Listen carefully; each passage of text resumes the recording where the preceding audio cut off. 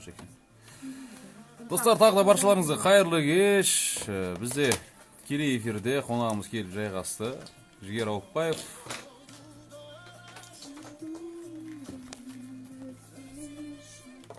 О, бірінші Салтанат кірді.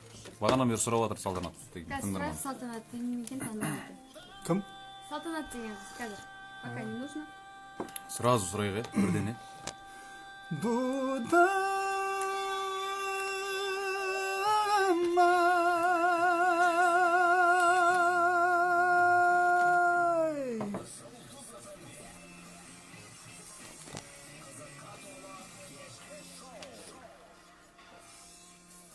Ал, достар, баршаларыңызға тағы да қайырлы кешіле отырып кеш шоу бағдарламасын бастаймыз. Біздің студиямызға қонағымыз келіп жайғасты. Иә, бүгін бізде қонақта достар әнші Жігер Аупбаев, әнші және спортшы деп Бойы 2 метрге 5 сантиметр жетпейді. Иә, мен Асыл тұқымды. Жа, қарап қоям. Бойыңыз одан сайын өсіп кеткен ба? Анау кезінде алпамыстар сағат санап өскен дейді ғой. Мә, не дейді? Біз ай санап, күн санап өсіп жатырмыз десе. Жарайды, енді Жігер. Ассалаумағалейкум баршаларыңызға, барша Жұлдыз FM радиосының кешкі шоудың барша тыңдармандарына, жолда кетіп баратқан жандар жолдарыңыз болсын. Карантиннің бітуімен шын жүректен құттықтаймын. Ай, бәрекелді. Бүткен жоқ қой әлі? Бітті ғой. Бәрі блокпосттардың бәрі алынып кетті ғой. Жоқ, көңілді бітті деп тұрған солай бола берсінші. Бітті бола берсінші, қайтып келмей қойсыншы ол. Дегенмен де бірақ жаңағы сауда орындарына кірген кезде маска киіп кіріңіздер. Әйтпесе кіргізбейді десең. Жігер, енді бойың ұзын болғанның, жаңа бой туралы айтып отырық қой, бойың ұзын болғанның пайдалы жерлері көп па, зиян жерлері бар ма? Өзіңе ұнамайтын.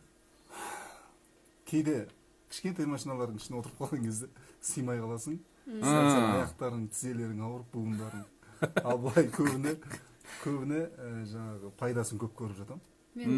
Мысалға жаңағы лампочкалар ауыстыру үйдегі. Ол кезде сол қолданбайтын жарсың сен? Жоғар жақтарды жейістіріп. Ваннаға сыймай қалмайсыз ба? Ванна өзімнің бойыма шақ ванна бар үйде. Саған 3 метр ма, немене болған? Почти бассейн десеңші кәдімгі.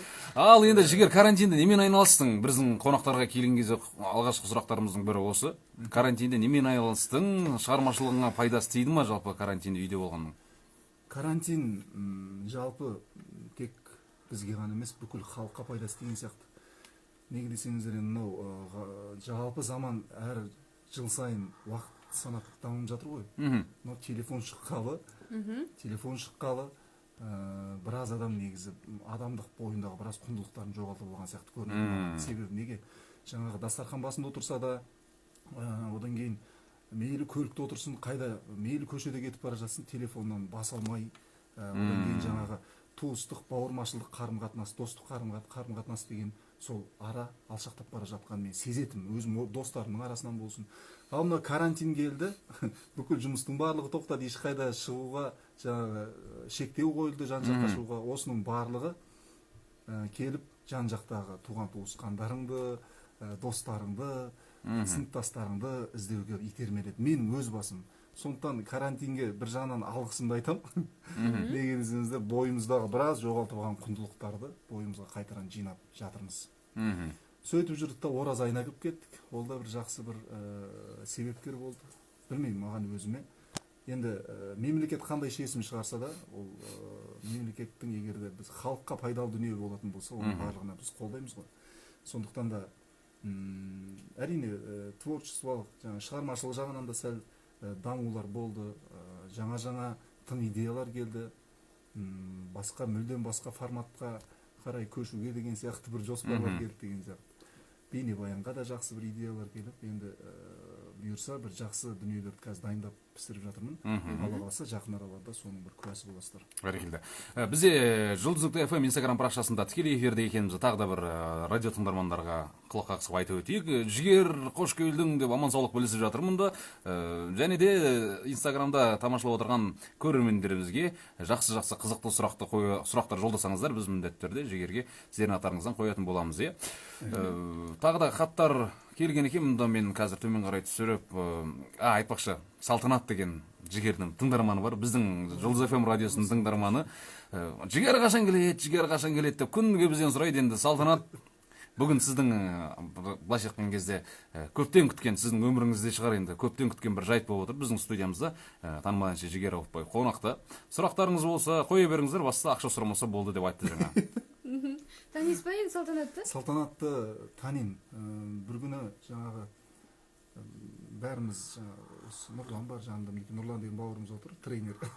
Нұрлан ол кезде качок емес еді. Жоқ, качок, ол кезде качок болатын. Арқасына пресс шығып кеткен, сөйтіп тренировка жасап жатырмыз. Мен жаңа Баха деген осы досымыз бар. Ол Нұрланның тренері. Нұрланның ұстазы. Сол досымыз бәріміз сол тренировка жасап жатқан кезде сол залға бір кісі хабарласты. Жаңа мен жанымда тағы да Нұрлан деген інім бар, соған.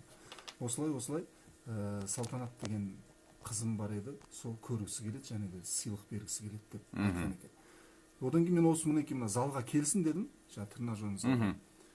Сөйтіп сол жерге әкесі екеуі келіп, маған бір дәмді бір шоколад берген болады. Одан кейін әкесі де жаңағы хабарласып, үнемі жағдай сұрасып тұрады. Салтанатта тілекші болып тұрады, үлкен алғысын білдірем.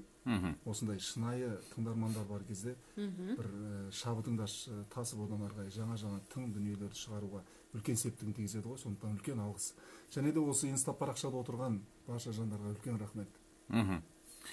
Жалпы енді тыңдармандар тарапынан өйстіп Салтанат сияқты арнайы кеп көңілін білдіріп сый-сияпат жасап жататын кездер жиі бола ма? Болады. Алматыда жаңа Жигафандар деген инста парақша бар, сол парақшаны жүргізетін біраз жандар бар. Жигафанс. Сол Гүлнұр деген қарындасымыз бар, ол қызда жаңағы өзінің сыйлықтарын беріп тұрады. Одан кейін Жаңаөзен, Ақтау жақтан да тағы да сондай қыздар бар. Айман деген қыз бар, барлықтары сыйлық жасап үлкен жаңа маған айтса да осы карантиннің алдында мен гастроль сапармен жүрдім. Батыс Қазақстан өңірінде, жаңағы Ақтау жақтарда, Маңғыстауда.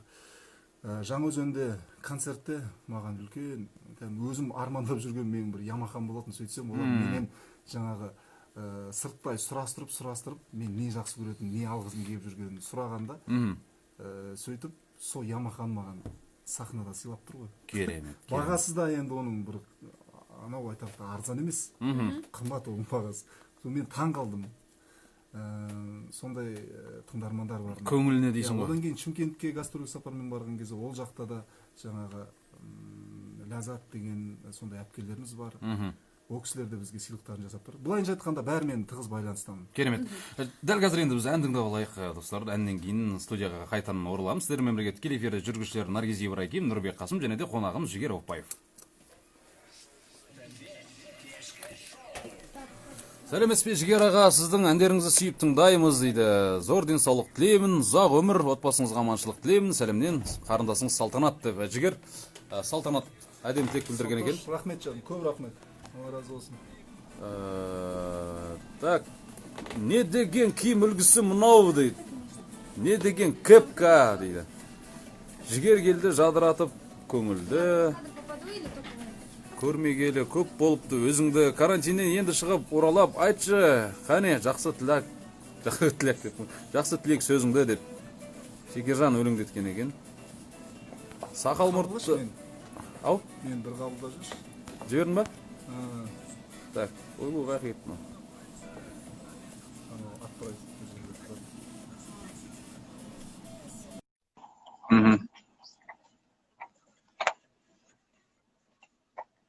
Салтанат.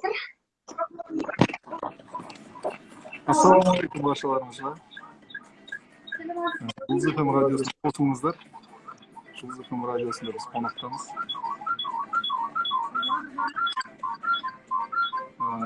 Бақытжан бауырымыз. Бақытжан тренер.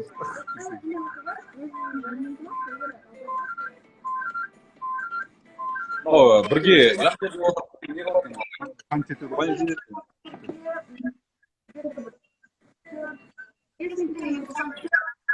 қазір біз Жігердің тыңдармандары отырған Жұлдыз FM радиосында отырған бірісін деп қосқанбыз эфирге. Жақсы қуанышымды қазір сізді эфирге шығарамыз 5 минуттан кейін. Қаны ұстамаңыз, иә? Рома, можешь телефон взять, пожалуйста? Спасибо.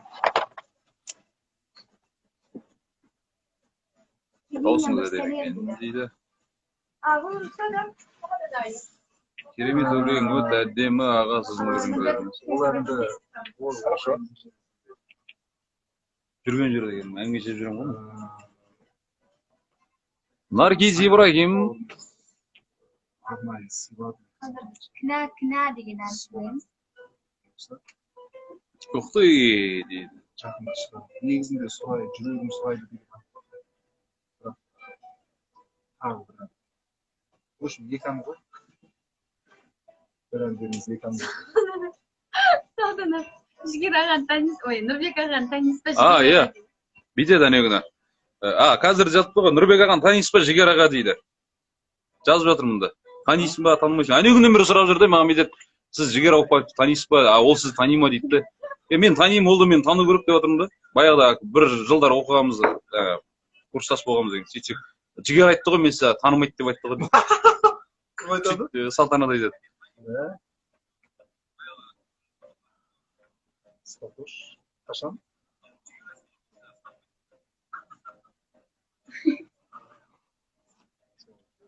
Ұстанымыңыз айтасыз ғой. Өмірлік ұстанымым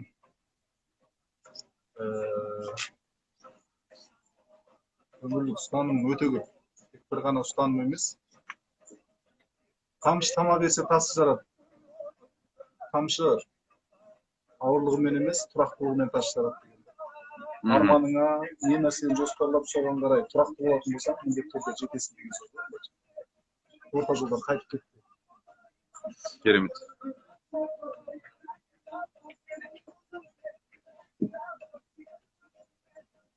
Достар, біз ана тікелей эфирге қосылуға запрос жіберіп отыр екен мына жақта бауырларымыз.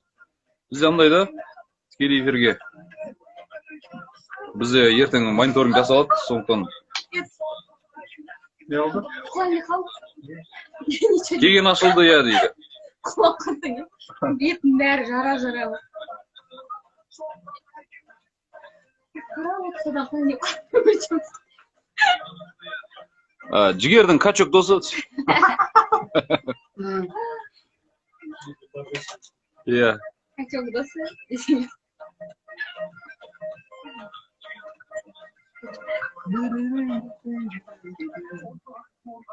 Жігер да качок қойсы келіп жүр ғой, значит, да? Жігерің уже накачанный сияқты ғой. Әл уақытта ешбір күн өшіге кір жалашқан. Жоқ. Только маған алдын айтып қойыңыз деп ойлайтын. Жаңа клиптар қашан шығады? Ақбибі, иә, жүрегі шыдамай кетуі мүмкін. Сен Жандәурен етсе, Жандәурен. Неге? Жандәурен де жүрегі нәзік. Өте нәзік. Ладно, все будет, но не сразу деген сияқты жолдан жүгіріп пешеходтан өтіп. Соқит болып кетті. Кеше ютубқа, не, инстаграмға бір клип түсіріп қойыпты да. Анау өзі ғой, бір жағында, короче, өзі еркек болып киініп алған, екінші жағында әйел болып киініп алған, короче, диалог әңгіме айтып отыр да әйеліне. Ойлаймын да қазір. Қанша ақша жұмсап клип түсірдің де әжеше қойдым да, сөйтіп бұра беруге болса.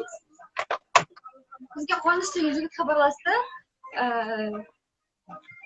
Жалпы Қуаныш? бірдеңе айтамын. Бірдеңе айтамыз. Қуаныш дейді. Қай қуаныш? Қазір білеміз қай қуаныш екен. Кепка керемет жарасып тұр дейді.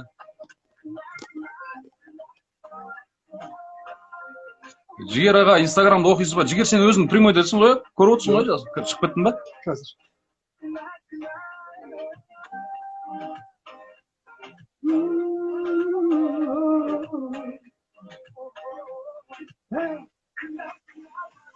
Қалайсыздар, достар, денсаулықтарыңыз жақсы ма?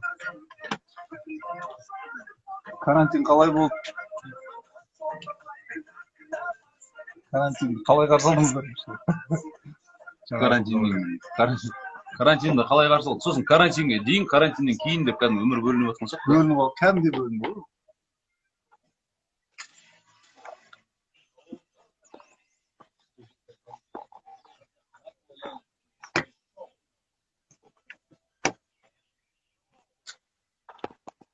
кешкі шоуды достар ары қарай жалғастырамыз. Не айтайын жігер? Кешкі шоу дей берейін. Жақсы, енді бізге хабарласыңыздар деп өтінген болатынбыз. Сұрақтарыңыз болатын болса, бүгінгі қонағымызға дәл солай жасаған бір тыңдарманымыз бар екен. Есімі Қуаныш. Желіге қосып тілдессек. Алло. Ал Қуаныш, ассалаумағалейкум. Уағалейкум ассалам. Уағалейкум.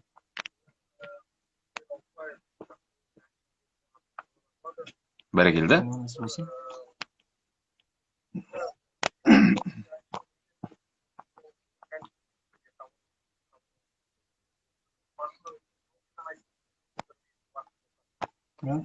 Болады қысқа нұсқа болса.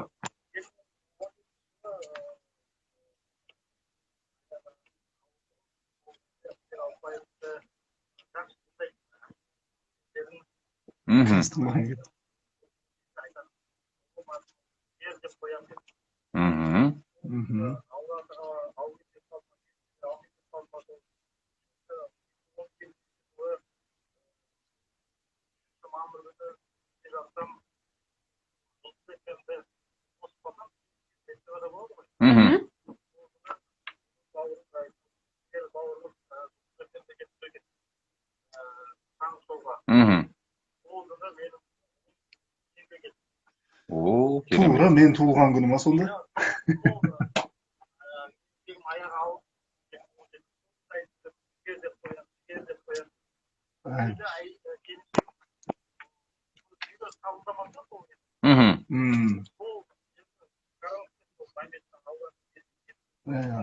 Керемет.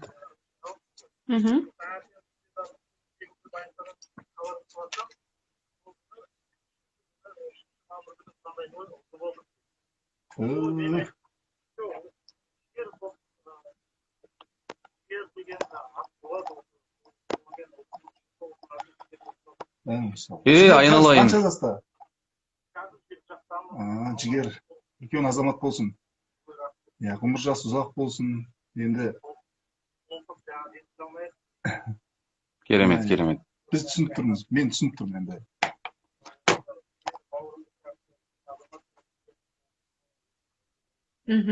Рахмет. Қуаныш, сен өзің бір Алла тілеуің берік азамат екенсің. Лайым солай болсын.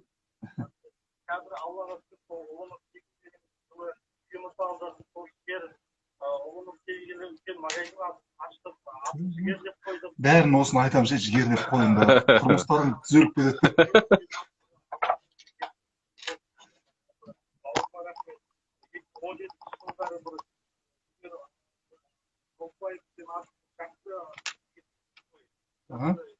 Солай болды ма? Жігер, меломеннен шыққан кез ойдың деп. Мен тер болып кеттім. Қатты.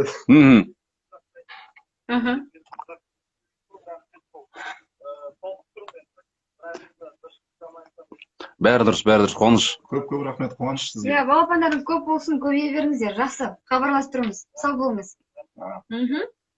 Жақсы. Жақсы, Қуаныш. Хабарласқаныңызға рахмет, сау болыңыз. Тер бұрқыта қалды ғой. Жүктет дегеннен бастап терленіп. Соңынан айтып қойды. Мен өзіме жасап Содан бастап терлеп.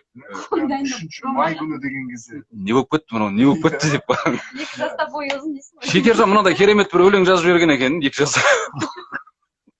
Жарайды, өлең оқиыншы. Шырқа әнді шарықтағын көгімде, сендік әуен қалар мәңгі көңілде. Сені сүйіп тыңдайтын жандар сағынды, шабытыңа шабыт қос, әндет өмірді деп Шекержан осындай. Шекержан есімді біздің тұрақты тыңдарманымыз Жігерге арнап өлең жолдарын жолдапты. Әні жақсы, тыңдаймын, жақсы, керемет ұнайды бізге депті. Қош келдіңіз Жігер мырза, өлеңдеріңізді сүйіп тыңдаймын, жұмыстарыңызға сәттілік болсын. Жігер аға қай жылғысыз дейді. Салтанат сұрапты. 1988 жыл. 88 жыл. Енді өмірлік ұстанымыңыз қандай деп сұраған екен, эфирден жауап бердіңіз, бірақ эфирде де жауап бердіңіз. Өмірлік ұстаным, енді тек бір ғана ұстанбаймын. Жаңа сағын сынбасын деп кезінде маған айтатын, бірақ ұстаздарым, ата-анам айтатын, қандай жағдай болса да сағын сынып қалмасын деп. Соның негізімен қатты бір түсінбейтінмін ғой. Сақсыну деген не деп. Сөйтсем, осындай арманыңа қарай келе жатқан кезде түрлі сынақтар кездесіп, сол сынып қалып артқа қарай кету керек емес екен. Сол сынақты жеңіп одан ары қарай өтетін болсаң үлкен бақытқа қол жеткізуге болады екен. Сол одан кейін жаңағы тамшылама берсе таштарады, тамшы жаңағы ауырлығымен емес тұрақтылығымен таштарады деген осы ұстанымдар мен кәдімгідей маған шабыттандырады. Керемет. Негізі кез келген табыс болсын, жетістік болсын, оңайлықпен келмейді ғой. Неше түрлі сынақтар болады алдыңда. Жалпы өмірлік ұстаным керемет. Нұрболин біздің тікелей эфирге кірген екен. Дұрыс айтасыз, ағай деп жазып жіберіпті сізге. Жақында ғана Нұрболат Абдуллин бізде қонақта болған болатын. Керемет сұхбат эфир болды. Енді бүгінгі тақырыбымыз бойынша сұрамыз ба, Наргиз? Жігерден. Уақыт бар екен, уақыт бар екен. Енді уақытыңызды үнемдеу үшін қандай тәсілдер қолданасыз дейді. Сіз спортқа да былай уақыт табасыз. Инстаграмнан қарап отырамын, осы тіркелгенмін. Жастырас арасында деп бәрін айтып. Мен бақыттымын, Наргиз маған тіркелген. Бәрің бірігіп бір залға барып тренировка жасайын деп жүрсіңдер ғой, бұйыртса. Ja, битекші, қазір бізде жарнамалық үзіліс екенін хабарлап жатыр. Біздің дұрыс операторымыз. Жарнамалық үзілістен кейін осы тақырып жөнінде отырып асықпай әңгімелесейік. Жарнамалық үзіліс, одан кейін Жігер Апаевтың орындауында керемет ән тыңдаймыз, сосын студияға қайтып ораламыз. Сарсекеев Сайынға бір сәлем айтып жіберіңіздерші дейді. Ермадиев талант деген. Сарсекеев Сайынға жалынды сәлем. Жақсы, қазір сен онда қанша минуттан қосақ болады екен? Бізде қоңырау бар. Нұрик, ассалаумағалейкум. Нұрболин. Тақырып туралы айтпай қойсын ғой, бірден жаңағы Жігер ағаға тек айтып.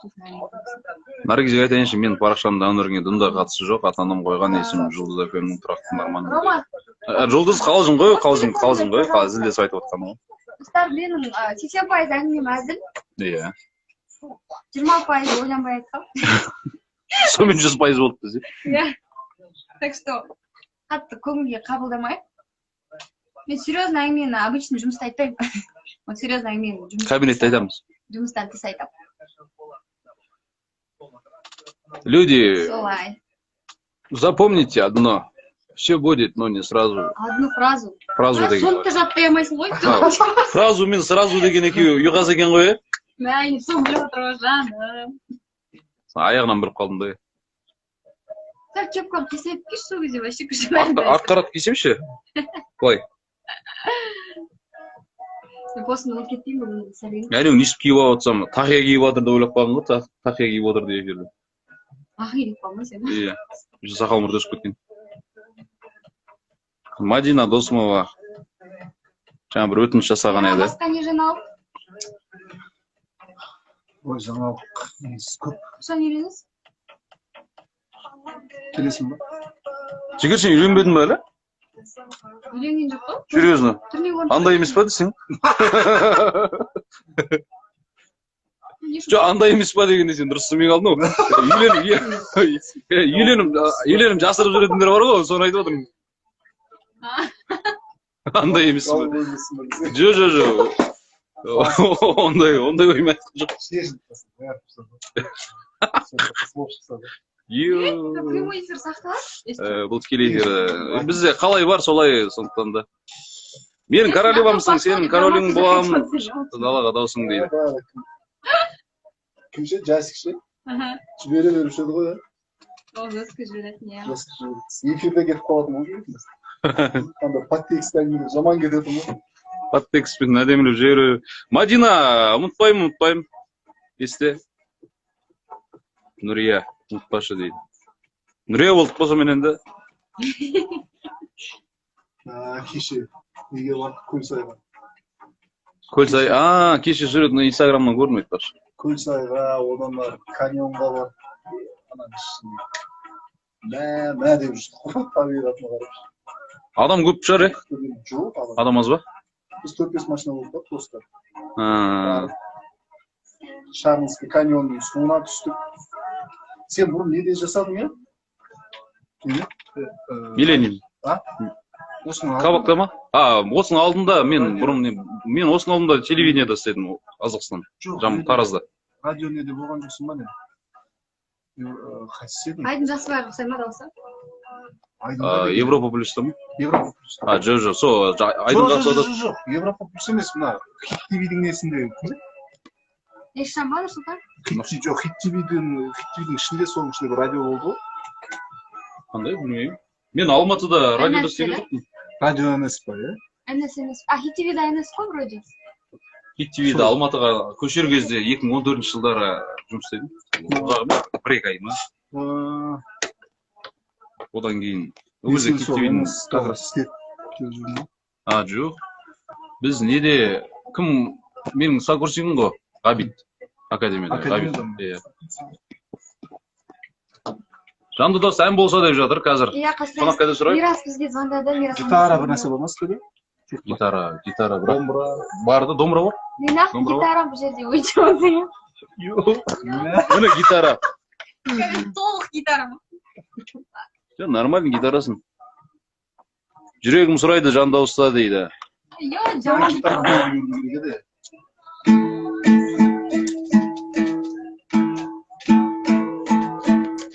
Дәл қазір осыдан кейін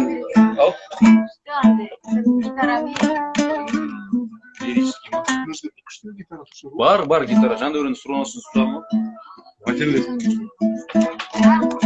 Қандай ән айтайын? Қазір әлі айтпай тұра тұрмыз. Жігер кімнің королісің дейді.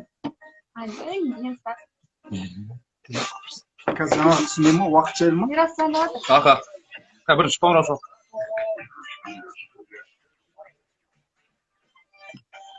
Достар, кеше одар қарай жалғастырамыз. Бізде бүгін қонақта танымал әнші Жігер Ауыпбаев. Дәл қазір бізде хабарласқан тыңдарманымыз бар. Жерге қосып тілдесіп алсақ. Қостанай қаласынан.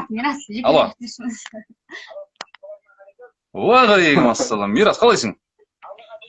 Қостанайдың бір жағы ауа райын айтып жіберсең бірінші. Біздің меншікті тілшіміз Қостанай қаласындағы. Жәніп тұр десе. Бізде студияда ыстық болып тұр.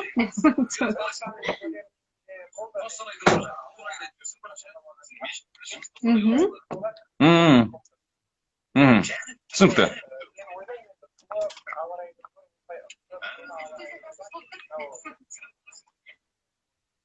Бәрі келді. Ал енді. Уағалейкумассалам. Ой, рахмет, Мирас.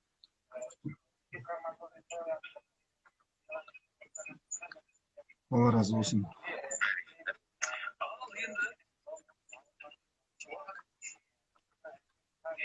Көп рахмет. Қай жаққа? Таңғы шоуға. Таңғы шоуға. Иә.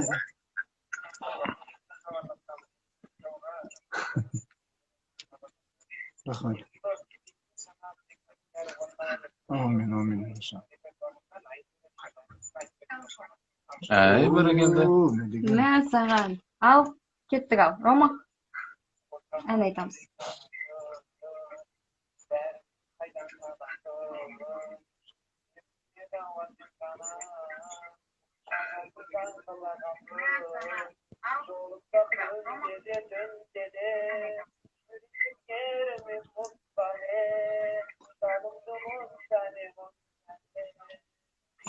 Sen nege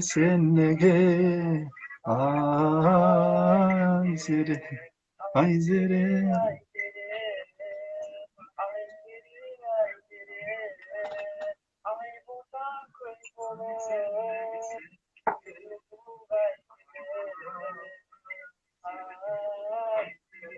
Ой, рахмет. Рахмет, Мирас, хабарласқаныңа. Күшті. Жақсы, Мирас, тағы да айтарың болса. Жоқ, ана бір мелизм дұрыс жасамай қалдым деп. Кейбір жерде ән дұрыс болмай қалды дейсің. Осы әнді өзің орындай бересің ау. Рахмет, Мирас. Қалжың ғой, Мирас, рахмет, сау бола ғой. Жақсы. Аумин. Рахмет, Мирашан, көп рахмет, Алла разы болсын. Рахмет, сау бола ғой, Мирас. Ал, Мирашан, сау бол. Мұнда сұрап жатыр бізге жанды дауыста қонаққа деп бола ма дейді. Міндетті түрде Жігер бүгін бізде студиямызда тікелей эфирде жанды дауыста бір домбырамен ән айтайын деп дайындалып отыр. Иә, әзірге енді бағанағы сұраққа қайта оралсақ, уақыт үнемдеу туралы. Уақыт үнемдеу туралы негізі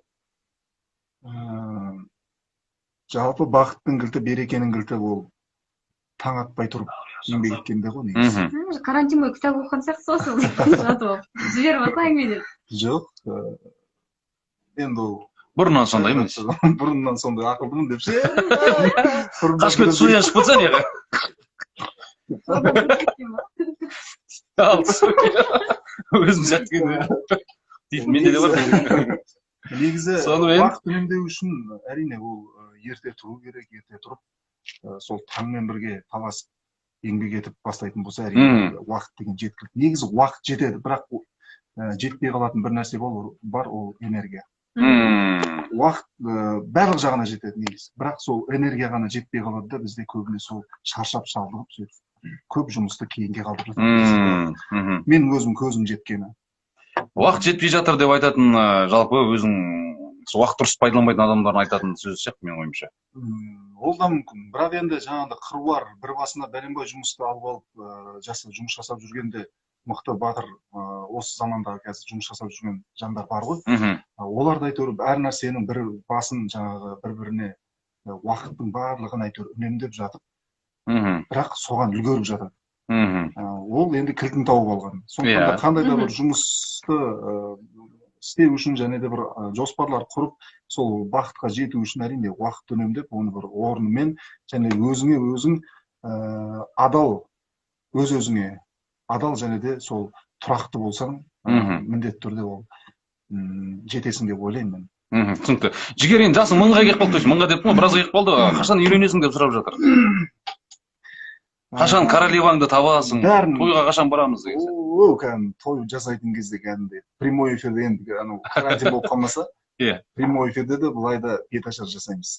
Әйтеуір бір сенбі күні демей енді бар қашан енді Алла қаласа. Бірінші Алланың қалауында ғой енді жақын уақыттарда карантин бітті деген сияқты. Оның барлығын өзім айтамын жақын арада. Келесіде бір новый бір ән алып келейін, сол кезде күшті болып айтып беремін. Болды, күтеміз. Қандай жаңа әндер шықты карантин уақытысында, сіз құрып жатқан жоқсыз? Оны да көріп отырмыз Инстаграмнан. Жаңа осы тағы да қосымша маған WhatsApp-қа келіп жатыр. Жигафандар деген бөлек чат өздері араласатындар бар, одан кейін маған жеке өздері жазатындар да бар да. Сол жаңа Қызылордадағы Раушан деген әпкеміз, сол кісі жазып жүріп, мына жақта біз таласып жатырмыз, өткен жыл былтырғы сенің туған күніңе сыйлаған әніміздің аты қандай еді деп. Туған күніме ән сыйлаған ғой. Тыңдармандар. Ол ән негізінде жазылды ма ол ән? Бір ән емес, екі ән болып кетті. Сондықтан бір ән шығып қойды, жүрегім сұрайды деген ән. Екіншісі, мінекей бұйырса, мінекей жақын араларда шығады, ғашық болғым келмейді деген ән. Бір әнді екі әнге жібердіңдер ма, сонда қалай болды? Айырмасы бөлек бір ән сыйлаған болатын, бірақ Саят Әбенов бауырымыз тағы бір ән солай сыйлаған. Жәке, тыңдармандарыңыздың сізге деген көңілі сондай екен, мен де бір әнді қосымша сол тыңдармандарыңыз атынан сол әнге жабыстырып екі ән қылып берейін деп сөйтті. Сонымен екіншісі тағы да шығады, ол өте өзіме қатты ұнады. Саят Әбеновтің әні, сөзі, әні Әлжан Нұрлыбек. Жігер ағамыз тілегін естіп қуанып қалдық. Жаңа күйеуім хабарласқан сіздерге, қоңырау шалып сіздерге. Қазір ұлымыздың аты Жігер, сіз секілді ақылы иманды жігіт болсын дейді. Достар, дәл қазір бізде тікелей эфирде қонақта Жігер Ауыпбаев. Бұл кеш шоу бағдарламасы. Әннен кейін жарнамалық үзіліс болады, сосын студияға қайтып ораламыз. Ей жаным. Ән айтамыз ба енді? Қазір давай бір ән айтайық осыдан кейін. Ән айтайық, потому что уақыт қалды уже. Уже 40 кетті, да? Келесі уақытта бір ән айтайық. Өте жақсы көретін әншіміз, сүйіп тыңдаймын дейді. Жігер аға бірде бақытты болыңыз, достар келесі бақытты болыңыз. Өле қойса дейді.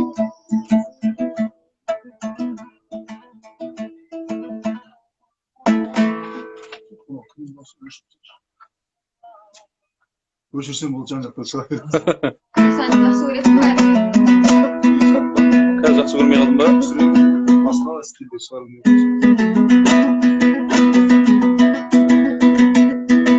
Нардай қыз отыр менің қарсы алдымда. Беуде! Нардай қыз дегенге ба? Иә. Нар қыз ғой. Диета ұстасам да кішкене. Нардай болып жаралайын деп отыр деген сияқты айттың. Нардай қыз деген үлкен қыз деп айтқан жоқпын саған. Семіз деп айтқан жоқпын дейсіз, ой? Ой, мәнбайды.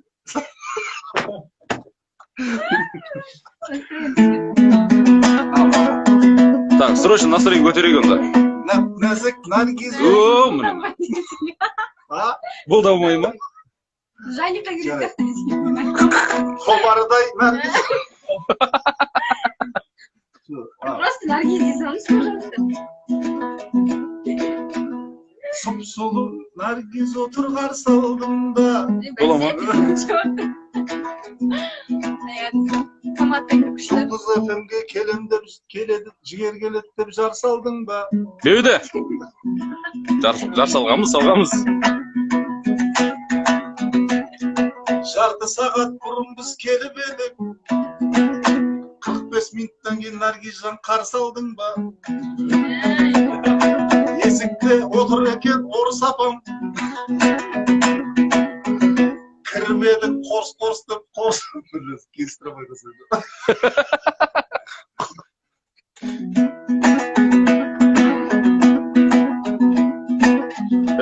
Қорс деген кесіп сол керек болды. Нұрбегім құтты болсын, құтты орның. Беуде. Әумин. Сәлем сазай.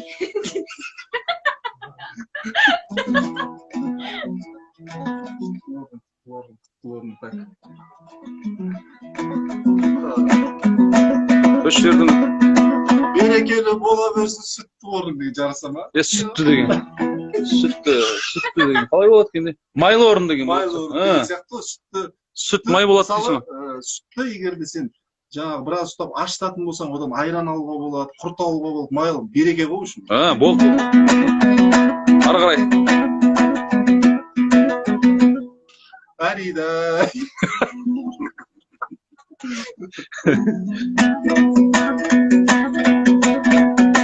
Нұрланның денесінің жалпағынай, алақаны Райымбектің қалқанындай. Арқасындағы престерін айтар болсақ, Түріне қарап тұрсам бұл Нұрланның, Алмат еңбек түскөдің Жан-Клод Ван Дамдай.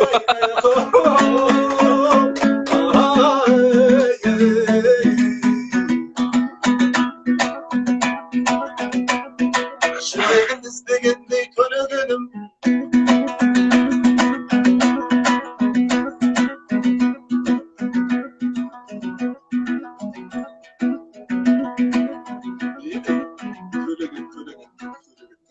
Құрастырылған кез.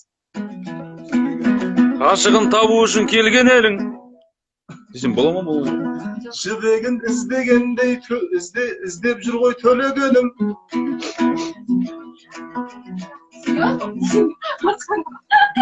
Жібек болып қалсын. Қой Наргиз болмайды. Жібек емес, жібек.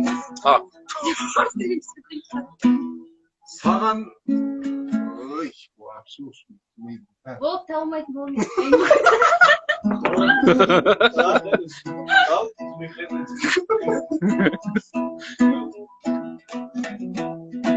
Жібектер толып жатыр айналаңда.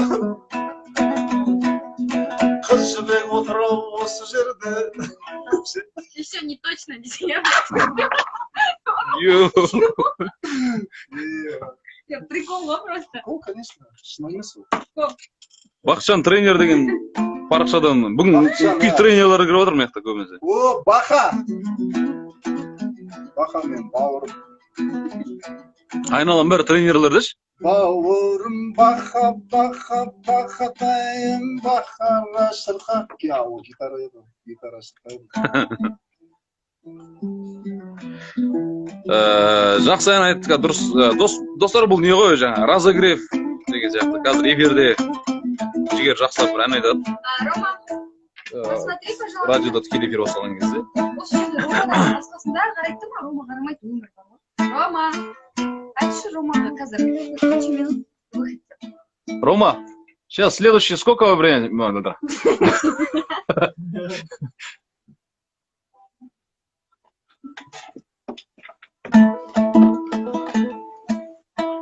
Қиялым теребеп, көріп керебеп. Қандай өлең айтады? Жеке кешке не план дейді. Кім? Нұржан Нұрбайұлы деген. Кластасым ғой мен. Жазып жатыр. Туған, екеуміз бір әке, бір шешеден туған кластаспыз. Егер аға күнде лайк қойып тұрамын инстаграмда сізге дейді. Айтпақшы, инстаграм сұрайды. Не үшін суреттердің бәрін өшіп тастадыңыз? Жоқ, архив қойып тастадым. Сөйтіп Настроение ма андай? Бәріне. Настроение болғанда сәл кішкене анау. Жоқ, Много меня деп алып бәрін алып өшіріп сразу архивировать етіп. Сіздің әніңізді тыңдап бір жылап алдым, бір-бірін түсіну үшін екі жаққа кету керек па, сонда қадірімізді түсіну қиын болғаны ма деп жазған екен. Кәмшат деген. Қандай ән тыңдап жыладыңыз? Жылайды шығар.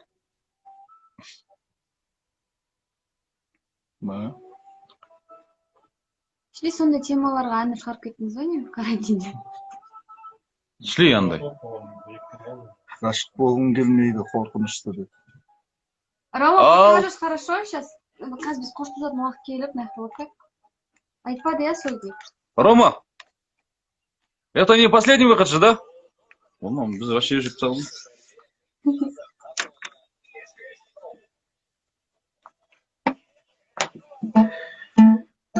Аласар, біз ары қарай жалғастырамыз. Келесі кезекте қонағымыздан бір қонақ кәде сұраймыз. Ал бізде қонақта бүгін танымал әнші Жігер Ауыпбаев.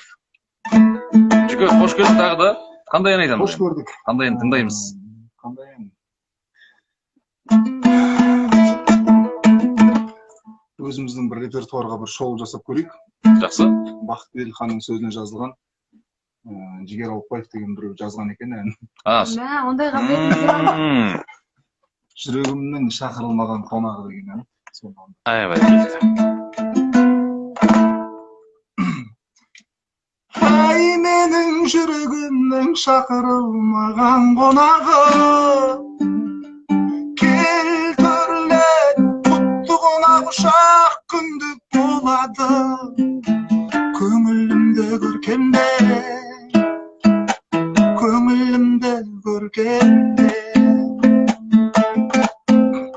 Сендім еткен қажеттінің бәрі бар, дәм таткен. Сағынбаған аңсамаған жалығар, сағынып кел, аңсап кел.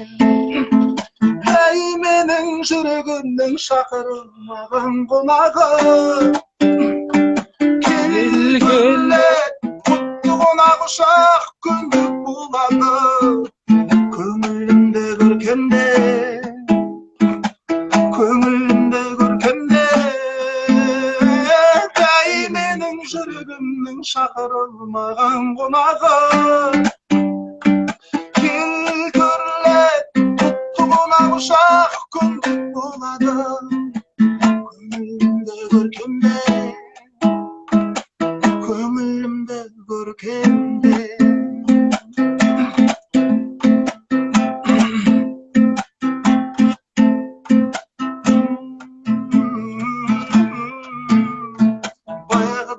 Мәңгілік ұлғап кетті, өрісімен, ырысымен, құтымен, бір басымды бақыт етті. Оның жөні бір бөлек қой әрине, жүрегімде соны, сол қарайды қарағандай сәбиге, үнімді де күзететін сол күн. Әй, менің жүрегімнің шақырылмаған қонағы, келтірлет құтты қонақ ұшақ күндік болады, көңілімді көркемде, көңілімді көркемде. Домбыраның құлағымнан тиіп кетті бұл. Бәрекелді. Мен модуляцияға кетейін деп отырмын деп ойлап тұрмын ғой. Домбыраны гитара сақтату. Көңілімді көркемде. Сонысы. Әй, менің жүрегімнің шақырылмаған қонағы, кейін солай жалынып, солай соғып кеп тұруға болады. Ал қонуға орын жоқ, ал қонуға орын жоқ.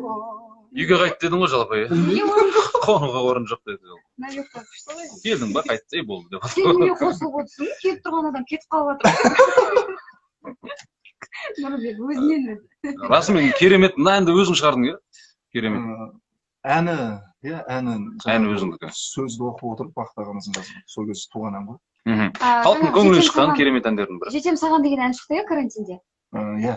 Біреу қалып кетпеді Алматы облысында. Жетем саған деген ол ән сөзін жазған Нұртас Тұрғанбек деген ақын бауырым. Өте мен өзіме қатты ұнады, қатты сезіндім, содан кейін солай шықты. Карантиннің мына бетінде жаңағы халалы Жалпы карантин бар ғой, ішкі жан дүниенің бәрін ақтап тастады ғой.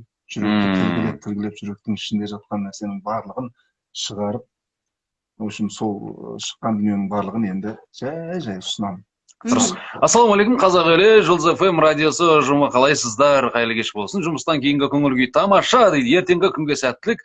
Экскаваторщик Қалданнан сәлем деп Базарбеков Қалдан хат жазды. Достар, дәл қазір енді, жоқ, бізде уақыт бар екен, салмақты сұрақтарға көшсек, соңына қарай. Бір 5 килограммдық. Жалпы енді карантиннен кейін осы эстрада саласы қандай өзгерістерге ұшырайды деп ойлайсыз? Той не болады? Оған дайынсыздар ма сіздер әншілер? Соны сұрайын деген. Кешеден бір ойланып. Енді таза кәдімгі шығармашылыққа көңіл бөлетін кез келген сияқты негізі. Себебі мысалы басқа мемлекеттерде мен өзім енді былай қарап жаңағы Россия жаңағы Мәскеу жақтық болсын, мейлі шетелдің әншілерінің барлығын мен қарап отырамын. Олар ондай бір той деген сияқтыға қатты бір емес, тәуелді емес. Олар шынайы өзінің жаңағы былайынша айтқанда әндерін шығарады, жан жақтан әспеттеп тұрып халқына, көрермендеріне, тыңдармандарына әдемі қылып ұсынады. Оның бірақ басқа жақтан соның авторлық құқық жағынан өзінің қомақты қаражаттарын алып отырады. Жасаған еңбегіне қарай.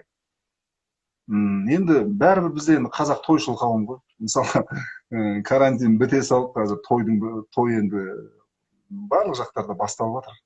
Карантин біте салып. 2,5 ай болса да 2,5 ай үйінде басқа ақшасын құртса да тойға деген ақшасын құртпай ұстап отырғандар бар. Өйткені қазақ ол кең пейілді, сол кең пейіліне қарай Алла тағала беріп жатыр осы елімізге. Сондықтан ол той деген нәрсені қазақ қалдырып қояды және де мүлдем оны тастап кетеді деп айта алмаймын. Тойға тапсырыс алып қойдың ба енді алдағы уақыттарға? Құпия десең. Маған шыққаннан кейін жоқ енді қысқа қарай деп төртеу деген. Бізге енді қоштасатын уақытымыз келіп қалған екен. Достар, 2 сағат көлемінде кеш-шоу бағдарламасында бізбен бірге болғандарыңызға көп рахмет. Аман болыңыздар. Ең бастысы жүректеріңіз ақ, ниеттеріңіз түзу болсын, сол кезде бәрі керемет болады. Бүгін бізде қонақта болған танымал әнші Жігер Ауыпбаев және де сіздермен бірге болған менің сұлу әріптесім. Әлі де 1 сағат көлемінде эфирдемін, достар. Айтпақшы, иә. Инстаграм парақшасынан қазір тікелей эфирге шығатын болам. Сәлем, саған туған ел құттықтау бағдарламасын жүргіземін. Нұрбек Қасым қазір сіздермен қоштасады. Және Жігер Ауыпбаев, сізге көп рахмет, шығармашылық табыстар тілейміз. Сіздерге рахмет. Өзіңіз айтып отырсыз ғой, енді жаңа деңгейге ауысамыз деп. Сол деңгейде алды соң бірінші болуыңызға тілектеспіз. Амин. Жақсы. Ал достар, аман болыңыздар, сау болыңыздар.